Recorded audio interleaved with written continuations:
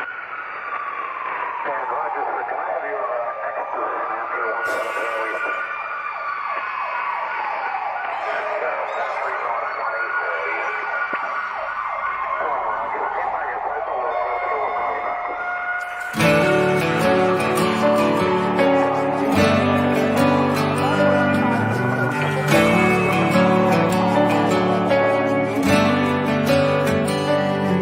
It was a dark and stormy night, nor'easter rolling in. It's a long 12 hours, the power's out again. I pray for inner strength and that we don't lose no lives. Just another day in the first responders' eyes. Half a cup of coffee's gone, the first run comes in. A car slid off the road, there's a family trapped within. My heart beats like a hammer, I can barely catch my breath. I'm thinking the worst and hoping for the best.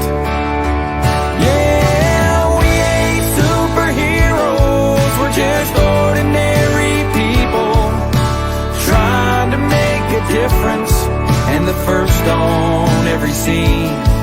It's a heavy, heavy burden to carry all this burden when you can't unsee the things you've seen. It keeps going on. When those sirens are gone.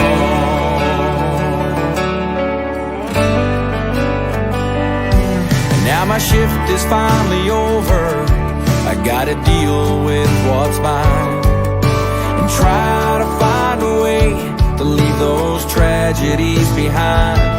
So I hug my 2 children, I kiss on my wife. Just another day in the first responder's life. Yeah, we ain't superheroes, we're just ordinary people trying to make a difference, and the first on every scene. It's a heavy, heavy burden to carry all this burden when you can't unsee the things you've seen. It keeps going on. When those sirens are gone.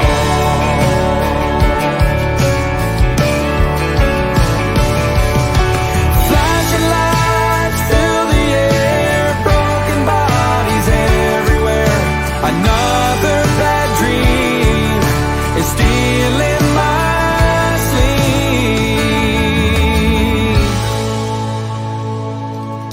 'Cause we ain't superheroes, we're just ordinary people trying to make a difference, and the first on every scene. And it's a heavy, heavy burden to carry all this hurting when you can't unsee the things you've seen. It keeps going on.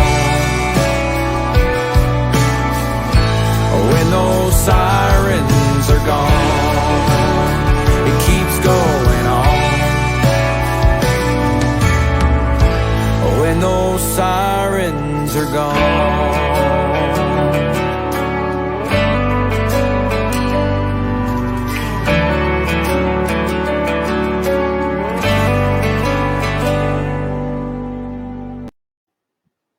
Welcome to another beautiful Wednesday. This is Mad Radio, your first responders network, the award-winning Mad Radio. Hey everybody, hope you are doing well today. Wow, it has been one heck of a week out there. And let me just say that things are a little tough for sure. And our first responders are absolutely stuck in the middle.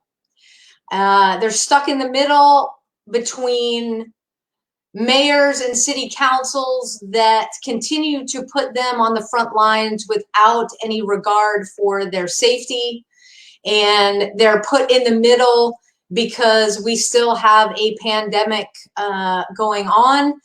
And again, we're seeing more and more of our first responders, despite the PPE coming down with COVID. Luckily, most are in survival mode right now. They're getting the drugs and the over-the-counter stuff that they need, but we've still got 6 suicides so far. 6 suicides, and it's gut-wrenching. It's heartbreaking. We still don't have the details about the police officer at the Capitol. Things are still under investigation coming out. And so right here on Mad Radio, as we do every week, we've got to come together. We've got to talk solutions. And tonight is no different. You guys are, it's a special treat. I am so completely honored to have this gentleman with us tonight. He kicked my ass in training of firearms in the Secret Service Academy. Bill O'Rourke was born and raised in Union, New Jersey. Hello, New Jersey, listening and watching out there. And he is, well, let's just say that Bill's somebody that, you know, if you needed some taken care of, you won't see it coming. Okay, let's just say that. Everything firearms related, from after he graduated college from 1980 to 1991, he's been in the gunsmithing industry, from custom guns to working in gun shops, and he became in 1991 an equipment specialist in small arms and ammunition with the United States Secret Service. His main function is to support the Secret Service counter sniper team. Yes, I did say counter sniper team. And let's see, I got to get my finger right. That patch right there. That's the CAT team, one of my favorite Secret Service patches. He also does the evaluation of all Secret Service ammunition. And like I said, he's all around badass. It'll stand behind you at the range and say, stop anticipating, you know, use your sight. I remember that front sight. I still, you know, the way I teach shooting is the way I learned from Bill and the incredible team that he has out at Beltsville. So we're going to get into the Secret Service, all right? We're going to get into busting through myths. The line is completely open in terms of comments. So if you guys have a question, I will see them. I will read them out, and those questions that Bill can answer and comment on, he will. Those that he can't, he won't. But let me tell you something. His shooting accomplishments, and I think we're having some technical difficulties here. His shooting accomplishments are like really intense. We're talking stuff over 1,000 yards and more, and from, you know, 4-man national record to police national records. All these, I mean, I could just read the entire list. Record, trophy winner, champion. Like I said, you won't see Bill coming if he needs to take care of business, and he's just the kind of guy we want on our side. So without further ado, Bill, welcome to the show. Here. All right. We have that technical, that weird stuff going on with the camera. Okay, there you are. So, you know, I just, your bio is incredible. I remember everything at Beltsville, what you guys taught me. I bring it to other people now to help them feel safe, help them feel secure. Let's put some myths to rest as it comes to January 6th, because that's still on people's minds right now. One of the questions that I asked you, was the Secret Service at the Capitol at all? No, we didn't have any people at the Capitol that day. We were basically protecting the House, the White House. It's typically not us. It's the inauguration or the president's going to do a movement of the president over to the House. Right. Okay. So everybody, you heard it. You heard it right here from the Secret Service. We were not at the Capitol. We had nothing to do with that. And when Bill says the House, we're talking about the White House. Let's talk about another myth, another question that came to me. Sam, what was the deal with them taking down the flag and also the pictures of the flag pole on top of the White House? The flag presented the new flag. I know the post or removed, but it was back.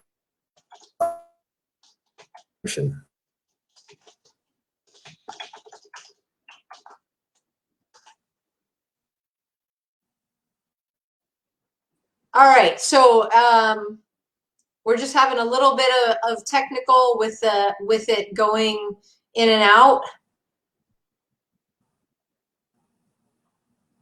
And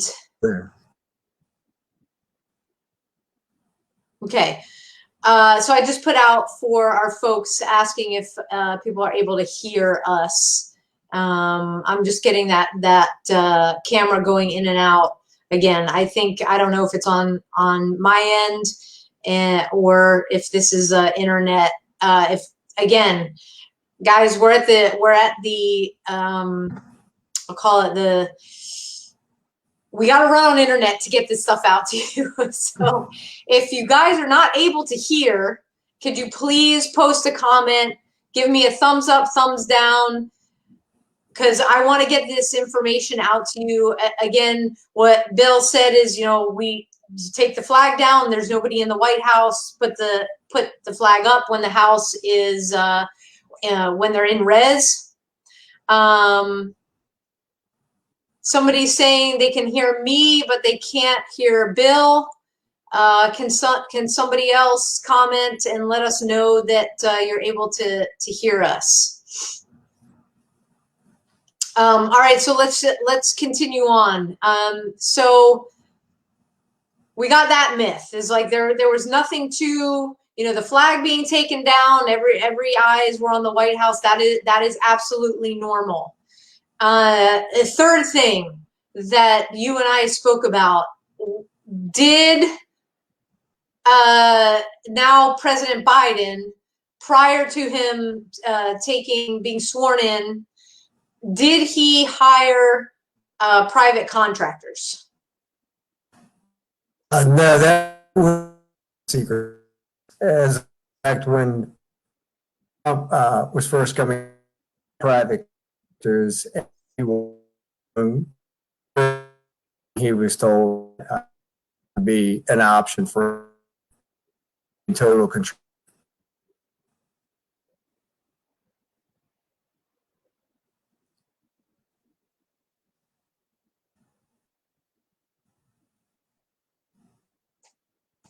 All right. Sorry, folks. We're having a lot of technical difficulties. It looks like from Facebook you might be able to hear, because I'm watching the closed captioning from what Bill is saying. So this is going to be like one of those overseas calls where there's like a slight delay in hearing the other person. So please let me know again. What Bill said is no. President Biden, before he was sworn in, did not have a private security brought in as part of his security staff that every mainstream media outlet was reporting. that is not the case. If you guys have any questions, please post them in the comments. I can see them, and I will go ahead and ask Bill. Bill, you and I talked a lot about, and okay, we lost Bill. Bill and I talked a lot about earlier in the week about how the Secret Service trains. And there is a way that we train, and there's a methodology to the way that we train. And I'm hoping that we can get Bill back on here so he can explain the methodology and everything about the way that we train. So Bill, I was just talking about the methodology, the methods of training, why the Secret Service trains the way we train. Let's dive right into that. We are multifaceted in our missions. We've got the protection side, we've got the investigation side. I'll let you explain what, it saved my life on 9/11, first of all. The training, when I was in Tower 1 going to work, the plane hit it. I immediately knew something was going on, didn't know it was a plane, but with the debris field in the lobby area, I immediately was able to say, oh my gosh, there's an explosion, and get out. Like my training brain just kicked in. There wasn't any delay. There wasn't any, oh, I wonder what this is. It was just boom, it kicked in. So let's talk about the way that we train at the Secret Service Academy and why as agents and police officers, first responders, why we're able to respond very calmly in the midst of chaos. Okay, so our training on the fact that if you come under heavy stress, that you're not going to think about what you're doing. So we drill until it becomes a second nature thing. Timothy McCarthy, when President Reagan was shot, is a perfect example. Just had been through so many gunfight. He just felt big for the president, and that we just totally drill becomes basic nature instinct. Again, when things go bad, I really don't have time. Just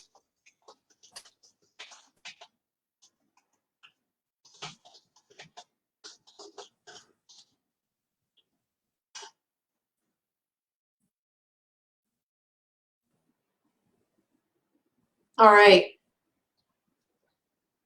So we've got, again, that delay. I'm thinking maybe, Bill, if you want to take out your headphones, I'm thinking maybe the headphones has something to do with our connection. People are saying that they can hear me, but they can't hear you. I'm wondering if it's maybe the headphones. I don't know. I'm not sure what's going on at this point. Let's say unplugging stuff. That might work. So yeah, it's important if you go back to watching any of the video on the assassination attempt on President Reagan, you see McCarthy do exactly what we're trained to do. And even though the president took a bullet, everything worked out okay. Thank goodness. And, let's go right into what the agents experienced afterwards, because, this is what we trained to do, and a bullet got through, and yeah, how was the mindset trained? About mind is important.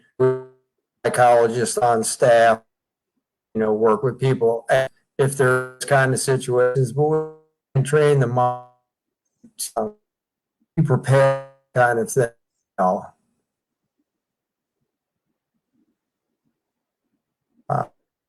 Like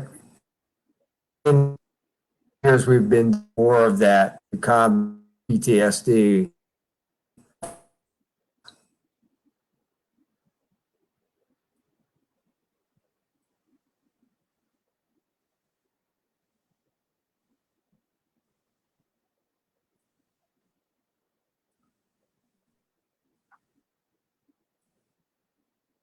All right. Yeah, sorry, Bill, you froze up again. Not quite sure. We had this going well during the daytime. I'm thinking that people are just smashing the internet tonight, and we've got some interference going on. Somebody is asking, can he call in on the phone and put him on speaker? I don't know if that will work. We won't have Bill on camera with that able to talk. Let's do this. Because if I turn my speaker off, I won't be able to talk back with Bill, and there might be some feedback, but we certainly can try. Bill, do you want to try muting your computer? And oh, I can't have him call in. You can call my phone. I can text you my best number here. Let's try this. So if you want to mute me on your side, and I just texted you my phone number, and I can try and put you on speaker from over here so we can have a conversation. Hopefully we won't have feedback. Let's try this.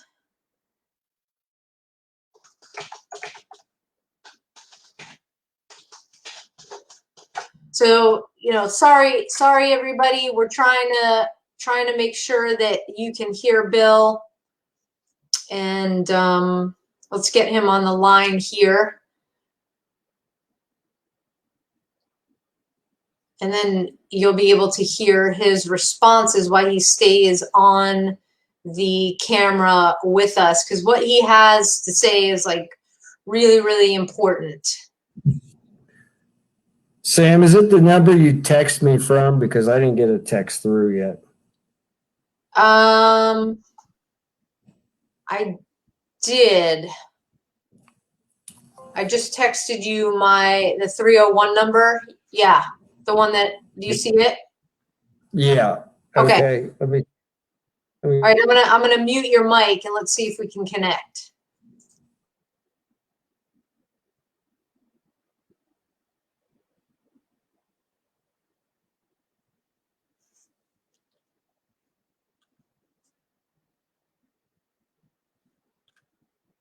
All right, I'm gonna put you on speaker. Okay, can you hear me? I can.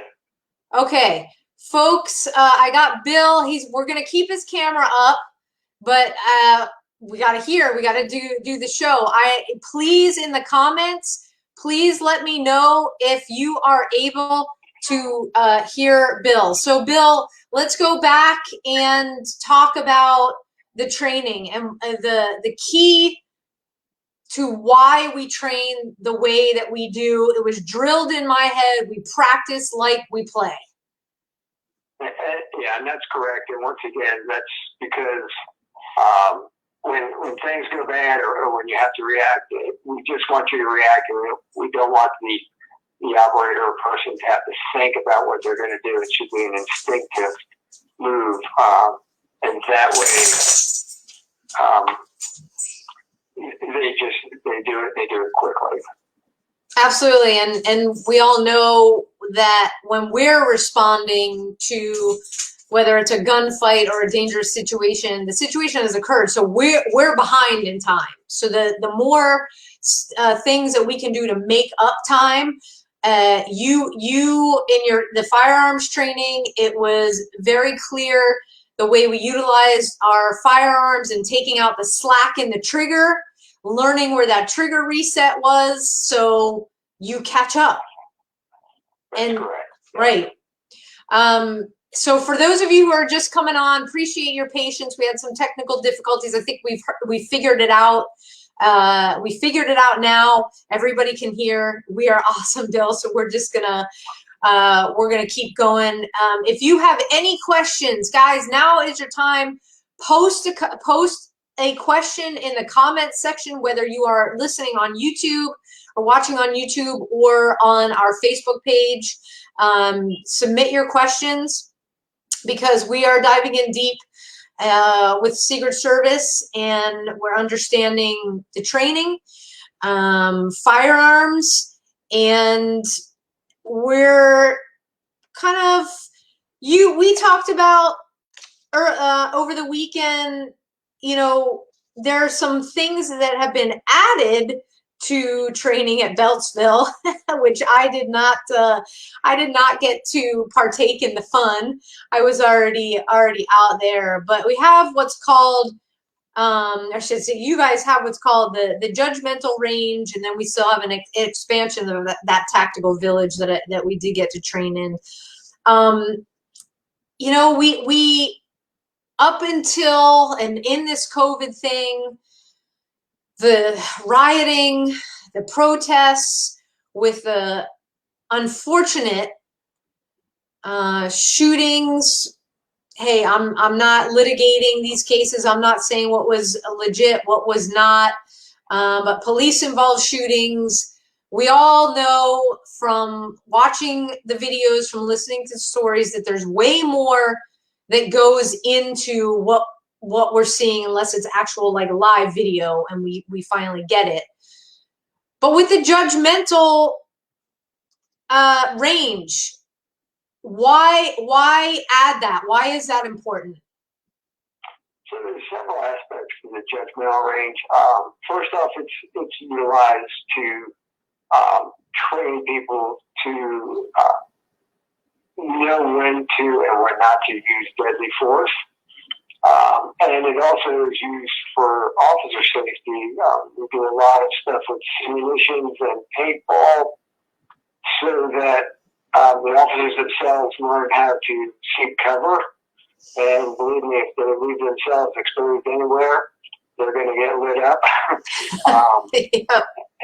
And also, you know, how to deal with situations where you're being shot at, and to cover, and when to shoot and when to not shoot. So a lot goes into it.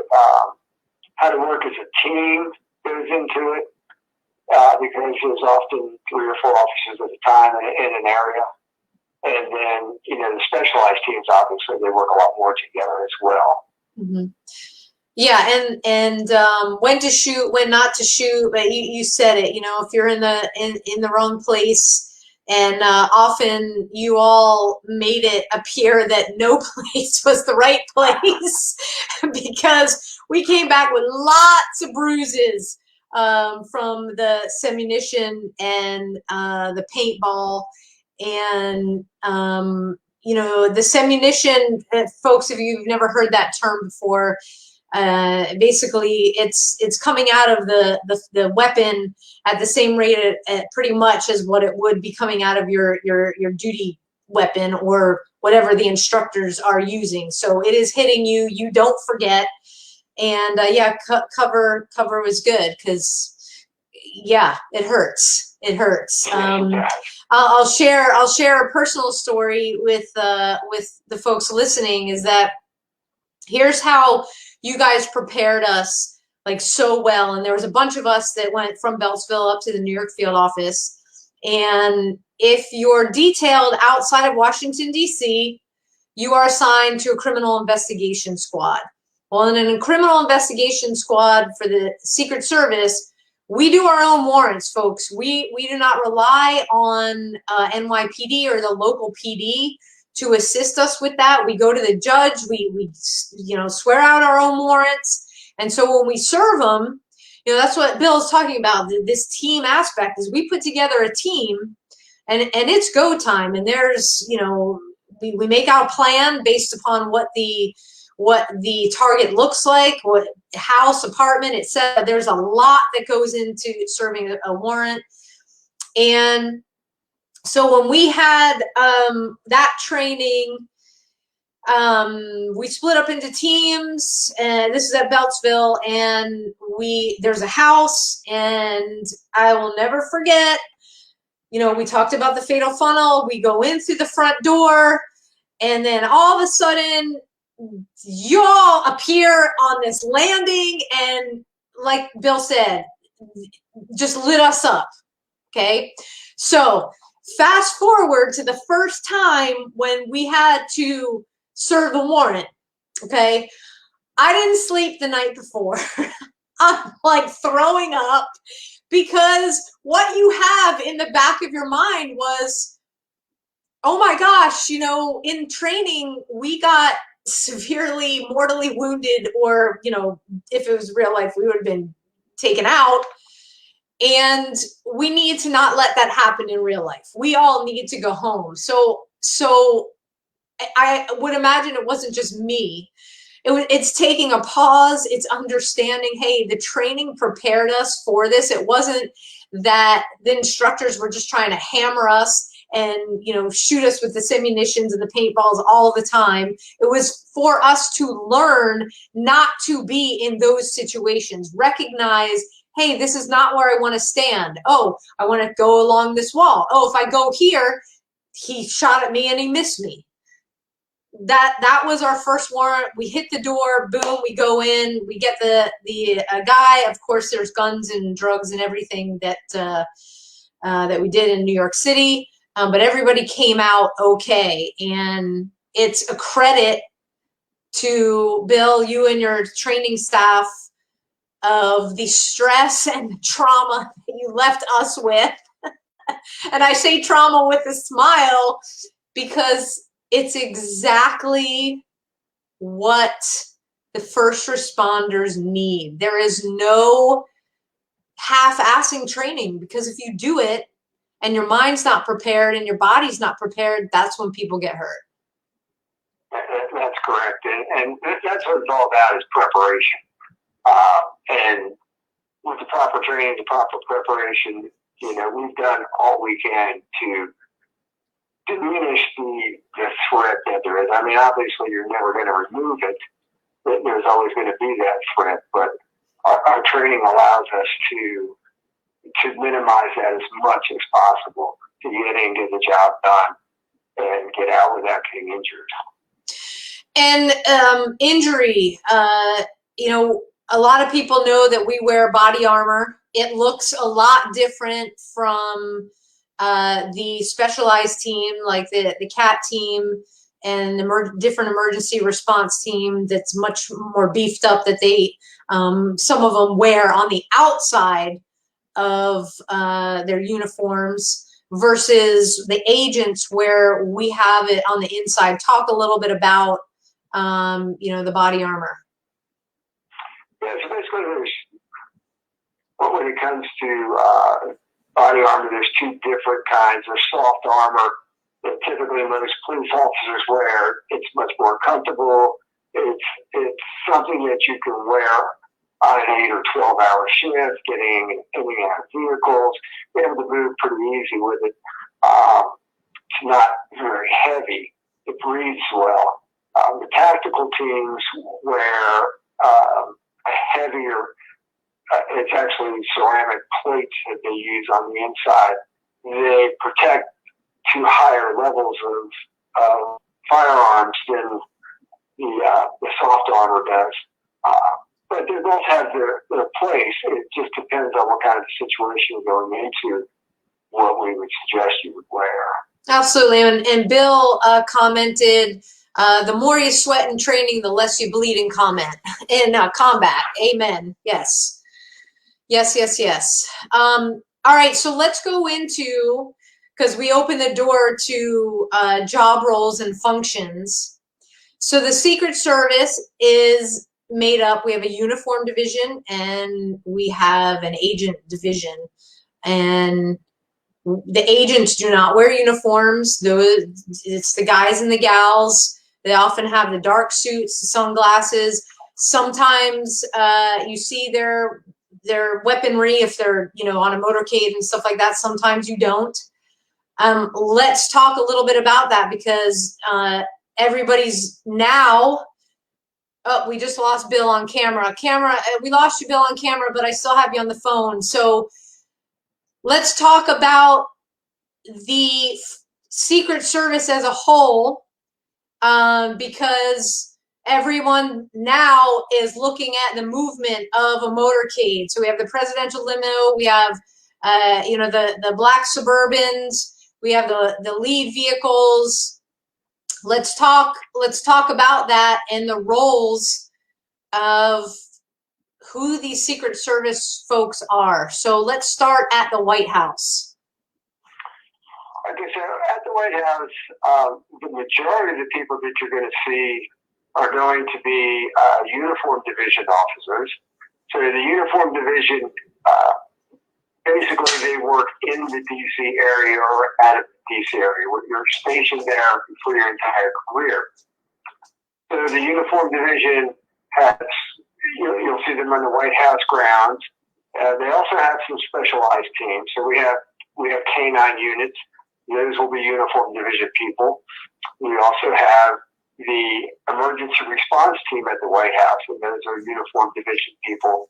We have the counter sniper team, which is based out of D.C. They travel all over the world.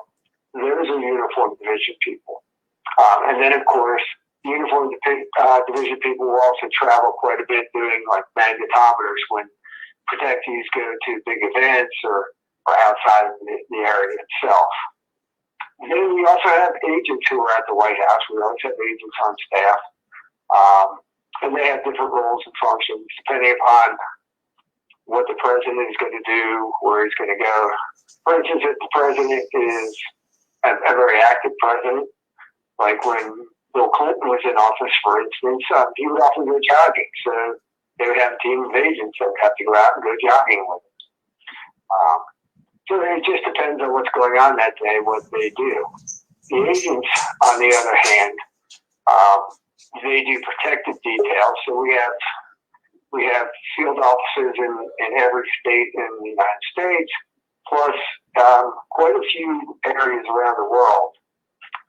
They do protective details when a protectee would be coming to that country, if they're out of the country, or to that state, they help out. But then they're on criminal investigation for the rest of the time when they're at a field office. And Sam can really go more into that than I could because she actually worked out there in the field. And people don't realize that they think about the protective details, but counterfeiting is a large part of what we do, and electronic money frauds as well. That's right. Because if people don't know why the Secret Service was created, we were not created to protect the president.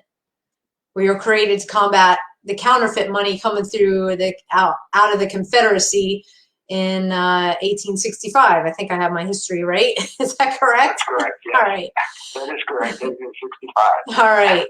So that's. Do you know when? I should probably know this, but I don't. When did we transition into taking on the role for protection? Oh, I don't know that off the top of my head. I want to say it was around the time of Grover Cleveland. Okay. There was an attempt on him, and then that's when they first decided to start doing some of the presidential protection. All right, so there you have it. Yeah, that's some major history there. And we were also, because of the money, created by and went into as part of the Treasury Department. So that's where our powers came from up until 2001. September 11th, 2001 changed. It changed the face of America, the face of law enforcement. Certainly in America, the entire first responder EMS community in America, the way that our airports operated in America, the way that our financial institutions in terms of security set up, and we can go on and on and on. And the biggest change for the service was it's being moved to Department of Homeland Security. Now, that changed a lot, but in a way, the service still got to be kind of do their own thing and still carry out the mission, correct? That's correct, yes. Yeah, the mission itself didn't change a real lot, although we did start picking up more and more protection type details, especially like we picked up major events. For instance, the Super Bowl would be one of the major events that we handle the security for. And that's not saying that we do the entire security, but we're in control of it. We oversee it, and we work with the local and state police wherever that's going to be held to do all the security and figure out who needs to be where and set up and all the logistics on that. Yeah, no, what Bill's talking about is super important. When I left the service, we were about 3,500 worldwide. We're now 7,000 worldwide. Still the smallest by far federal law enforcement organization. And so what Bill just said in terms of working with other agencies, that's the only way that the Secret Service can get big events and big things done. We could not have done our jobs in New York City without the NYPD and the New York City Fire Department. It was impossible. There were not, we had one of the bigger field offices, but we were spread out. Everybody in the field office did not do the same detail. We're not on the same event. So we rely on these outside agencies to always assist. And that's where I think, and I want people to understand that, it's from the movies and too many books and stuff that we're kind of out there, and it's like, oh, here's this, big federal agent, the ego comes in there. And yes, while it may appear like that, it really isn't. It really isn't. We are an agency that prides ourselves on cooperation, on working together with the locals, because we see everybody as playing on the same team to make the event a success, especially something like the Super Bowl. Yeah, that's correct. And the support that we get from outside is huge. So we strive all the time to make sure that we're having good relations with outside agencies and police departments. Yeah.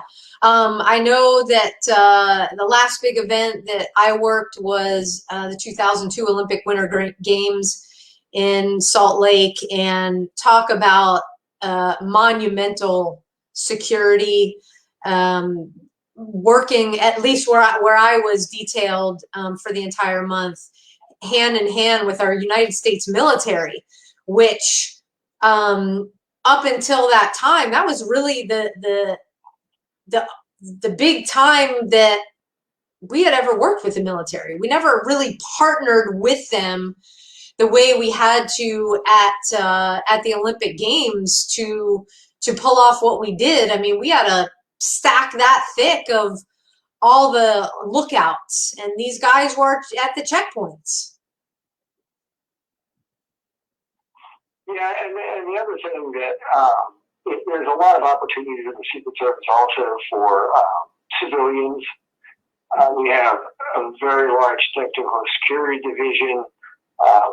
There's just so much that goes into setting up for these large events. I mean, we have people that are going out weeks in advance and doing electronics and setting up TV screens so that everybody can see what's going on, and huge control centers and communications, and a lot of that, although it's all coordinated basically through the agents, there is, like I said, quite a few civilian personnel that are very active in making these things happen as well.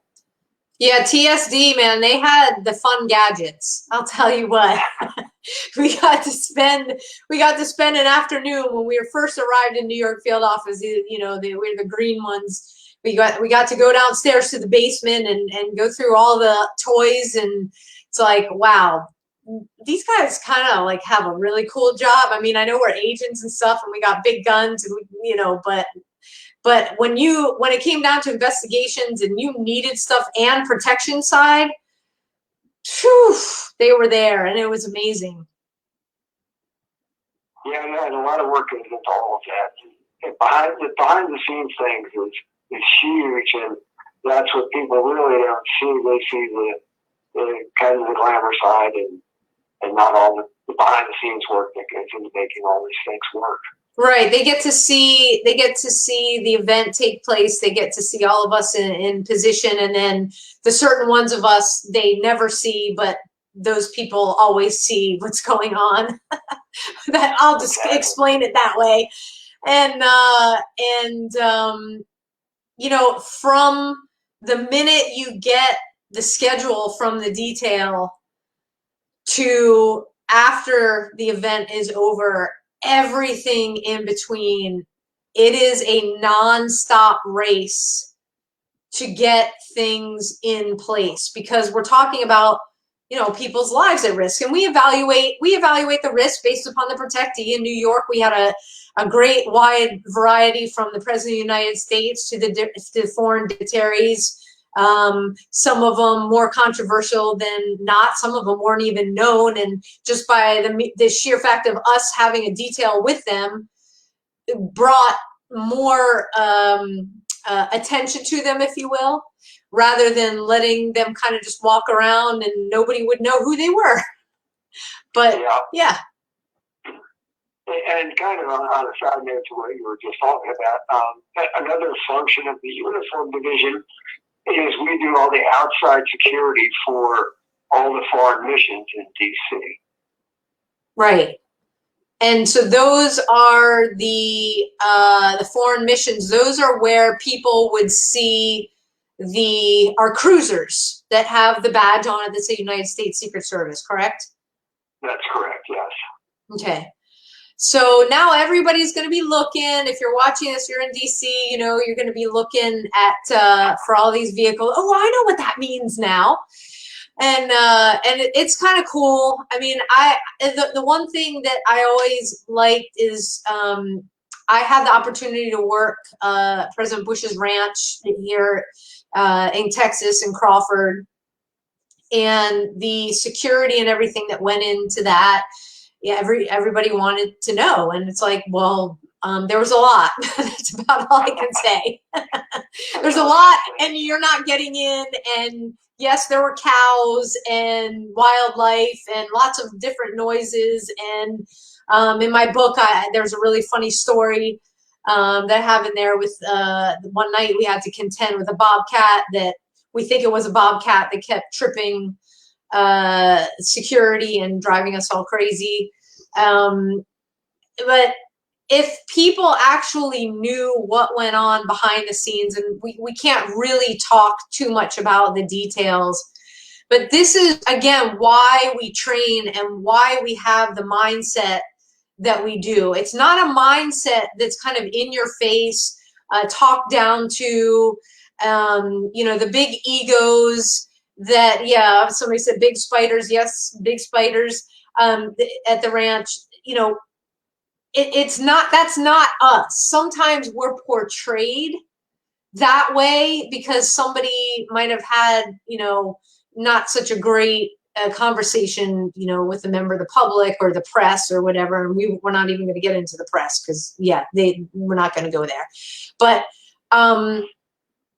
it really was just a function of us needing to play our part in a mission that rivals, I'm just going to say it, rivals every other federal agency out there. I'm not trying to take away from their missions, but in terms of day-to-day functioning, to make sure that the people that you're with and the protectee that you're assigned to goes home to their families every night, to make sure that we go home, to our families every night.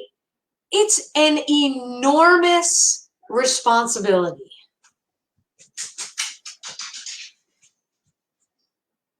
Yes, it is.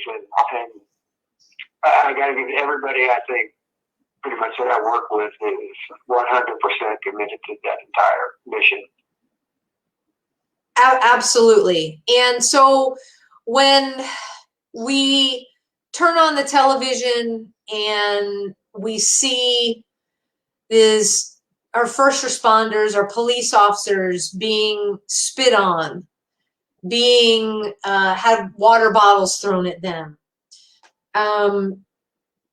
being screamed at. The Secret Service is not removed from that. I mean, we had to put up a wall. You all, I say we, it never leaves, it's always here. The Secret Service had to erect a second wall around the White House. These guys and gals, and I believe there were a number of injuries. They didn't get too much press, but there was a number of injuries when these peaceful protests broke out. Yeah, there were several injuries, a couple of broken bones, a lot of people hit with flying debris. But it seems to ebb and flow, and it seems like this isn't the first time we've had to deal with these kind of issues at the White House, and it won't be the last, I'm sure. Right. No, certainly. I remember, when President Bush was inaugurated, and that was an awful, rainy, horribly freezing cold day. And I don't know, all of us New Yorkers, we were in one section along the parade route, and all of a sudden out come the oranges, and people were throwing stuff at the limo. And one of the agents in our field office was injured with a construction barrel. So we're not immune to it. Just because we wear suits and we tend to be kind of behind the scenes, we definitely are up close and personal with the violence that takes place, and because of the training, we're prepared to address it. Now, I gotta ask, because at Mad Radio we are all about making a difference for our first responders, talking about the mental wellness aspects of how to care for ourselves, how to look out for the people that we work with. And what is different now in Beltsville, where folks are having a little bit more education about how they may be affected by what they do for a living? Yeah, so there's a lot more offered nowadays than there were even back when you were on the job. There's a lot of sessions on officer suicide and preventing officer suicide. There's a lot more programs that are set up for people that are having issues to go talk to somebody. And I think the biggest thing is that people were afraid that it would be held against them. And the programs that they have now are definitely, it's not going to be held against you if you go seek help. You're not going to get kicked off the job or lose your job. They're going to help you, and they're going to try and get you back. Well, that's fantastic to hear, because the thing that I ask, along with the partners at a Badge of Honor, and I'm just going to flash it up, what we do here, is sitting across from the chiefs of police. We ask the question, what would it mean for you to have the best functioning police department that you can, with folks that are top notch? And of course, every chief is like, oh my God, yeah, of course we want that. Who doesn't want that? And then we said, well, what's your brain health budget? And then it's deer in the headlights.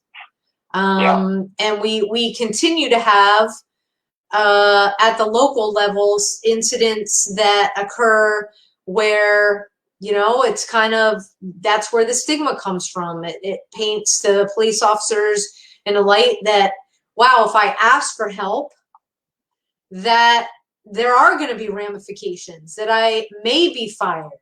And so it's super refreshing to hear that the Secret Service, you know, took this seriously. I don't know whether 9/11 was a big catalyst to change that. You know that there were eight of us in New York field office. You know, we resigned our positions due to post-traumatic stress after 9/11. The SAC of our field office got transferred. I mean, so it was really traumatic for what was New York, the second largest field office for the Secret Service. And so I'm really, it's really a great thing to hear that is the case. Yeah, and I think, you know, there's just a lot more awareness about it nowadays. So the service does really try to make sure that, you know, everybody's health is good, and they know that there's a lot of stress on our job. You know, I guess, you know, like one of our biggest things is a lot of growing pains as far as, you know, we're trying to expand the size of the service. We want to get up to 10,000 plus gun carriers. And there's a lot of times, as you know, campaign years are always tough. This one was actually one of the easier years because the amount of campaigning just wasn't there because of COVID. But in years past, just the amount of overtime hours that people were working was huge, and it takes a toll on people. Oh, yes. While it's good for the pocketbook, man, yeah, it's like, oh my God, finally a day off. You know, it's that's the reality. You know, we sign up for it. We understand that you literally may have one day off in a month. That's just, especially during campaign. Yep. Absolutely. Absolutely. Well, Bill, I can't thank you enough for coming on. I apologize so much with all the technical stuff. You know, as everybody's working from home and the internet is this bugaboo, the networks are just getting slammed. I don't think it matters who your carrier is. It just is the time of the evening when things go a little haywire. So I appreciate your patience. I appreciate everybody's patience who's listening and watching. And we were able to thank you, Vicky, for like, hey, have Bill call in on the cell phone and do it. Hey, right? We adapted and improvised, right? And we overcame. That's it. That's what it's all about. If this doesn't work, if you can't go right, then you go left. And if left doesn't present you with other problems, then you got to switch it up and move in a different direction again. So we're used to that. Guys, if after the broadcast ends, this is up on our Facebook page, Mad Radio Facebook page, as well as our YouTube, which is Mad Radio Texas on YouTube. While these are up, you can of course ask questions, but even when they go into and are uploaded onto our page, you can comment. You can ask questions. I'm always looking and watching if there's a question I can't answer. Of course, I'll go back to Bill and get the answer for you. But Bill, any parting words for our audience and the first responders listening? I just want you guys to, you know, train hard, train well, stay safe. Amen. Amen to that.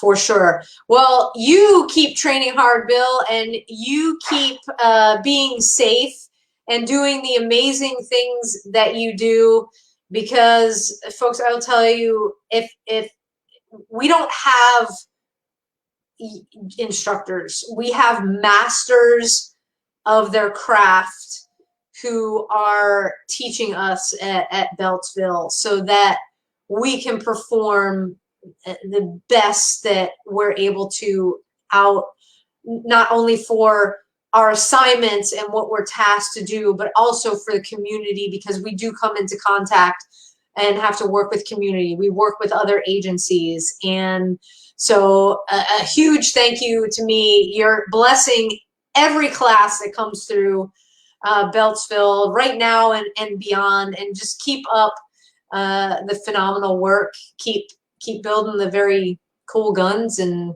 shooting. Well, thank you. And if anybody is interested in coming on to the Secret Service, if they go on to the U.S. Secret Service webpage, there's a lot of information about the recruiting, what the requirements are, where to go to actually apply for the job, how much training you're going to get, what type of training you're going to get. It's all listed on the web page there. And what is the website? I'm going to put the URL in the comments. I believe it's www.secretservice.org. But if you just Google Secret Service, it will come up. And there's a career page on there for not only officers and agents, but for detectives, for people as well. And like I said, there's information on the training, specific training you're going to get, what the specific requirements are to become an agent as opposed to uniformed officer, and where to go to actually start your application. Okay, so I'm ready to sign up again, but I mean, there's like age requirement, right? There are age requirements. I'm not even sure what it is right now because they actually pushed it up. I think it might be 37 now. Oh, okay. All right. Yeah. I'm still. Yeah, I still can't sign back up. But it was 30. You could apply if your 36th birthday, if you were already in training on your 36th birthday. So okay, so they pushed it up one year. So folks, if you are looking for one of the most rewarding careers that you will ever have in your entire life, visit the Secret Service website, secretservice.org. They have a career page, and the cool thing is, like what Bill said, it'll be on there. It'll let you know what kind of training it's going to be, what it looks like. So it's not like you're going in not knowing what to expect. So it's a good thing. Well, thank you again, Bill, for being with us tonight, for putting up with the stupid internet, and I'll be in touch soon. Again, be safe. Okay, take care. All right. Take care, everyone. All right, thanks. All right, guys, that was an awesome show. Really, really appreciate Bill taking the time to be on with us this evening. Wish we had more questions for him. So if you want to still ask questions, it's not too late. You can put the questions in the stream right now. After the broadcast ends, you'll be able to comment and go in and see that on our page. Sorry, are some things going on in the background. So our YouTube page, Mad Radio Texas. Okay, that's our YouTube page. If you're watching us on Facebook, it's at Making a Difference TX. We're also live broadcasting to a Badge of Honor, our other page. If you are a first responder and you are recognizing that you are in need of assistance, a badgeofhonor.com, you see it right here on the bottom of your screen. Go to the website, scroll down to our partners. You will see all the logos from all of our partners. They are in Texas, outside of Texas. Click the logo. It'll take you right to their page, right to their contact information. We understand that it's okay not to be okay. We just don't want you to stay there, and know that you have the outlets that you need outside of your agency, 100% confidential. So visit badgeofhonor.com right now if you are in need, and that's for families of first responders as well, because we can't leave the families out. If you are, like I started the show, crazy times, right? We have seen more changes in 1 week than we kind of know what to do with. I was joking with the legislator today. I take a rest and I wake up from my rest and like there's 5 new things, 5 new bills, 5 new executive orders, okay? What is coming out? Totally your opinion, whether you think they're thumbs up or thumbs down. I see a need for protection. That's for yourself, for your family. So visit carryintexas.com. That's carryintexas.com. Get yourselves trained up with your firearms. Get your Texas license to carry. We are there to assist you every step of the way with all important state paperwork as well. Whether you want your Texas license to carry, again, firearms training, carryintexas.com. You'll see my my mug giving you a video right there to get started, and then you pick the map and which way you want to go. So until next week, guys, and we are continuing on this track of staying safe, supporting our first responders. We love you. We are thinking about you. We are praying for you. To everyone in the first responder community, you are not alone. You have us as a safety net. You have us to reach out to. Don't let people tell you to just push it down and move on. You are worth it. Your family's worth it. Hang in there, reach out.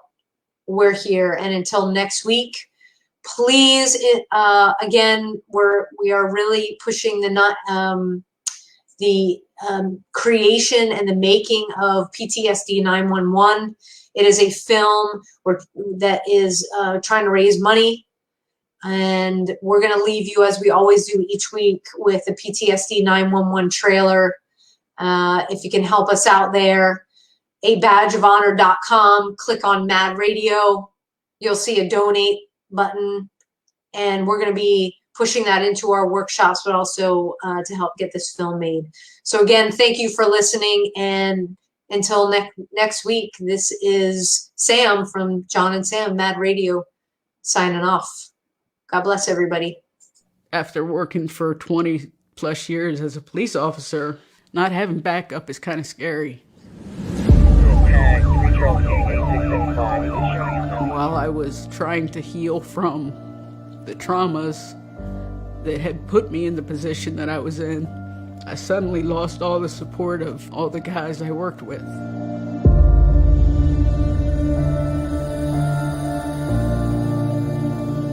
Because we don't see it doesn't mean that we don't picture it in our head. I never thought that I would have to deal with that type of call, and I was not prepared.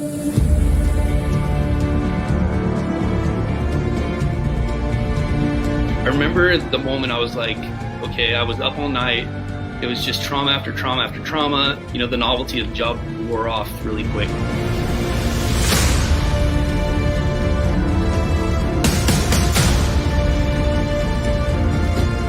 They didn't offer any help.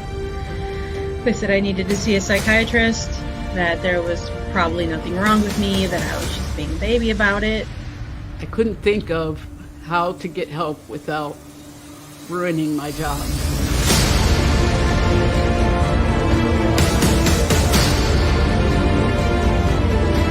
I know personally, on many occasions, that a police officer can go in and ask for help, and the chief of fire. They forced me to resign because they just could not understand how that could have affected me, since I was just a dispatcher. I just thought to myself, if I can't do this job, what can I do? What else? I put all the eggs in this basket. Who am I if I'm not a firefighter? I have, 4 years till retirement, and I gotta be okay, and I gotta make it.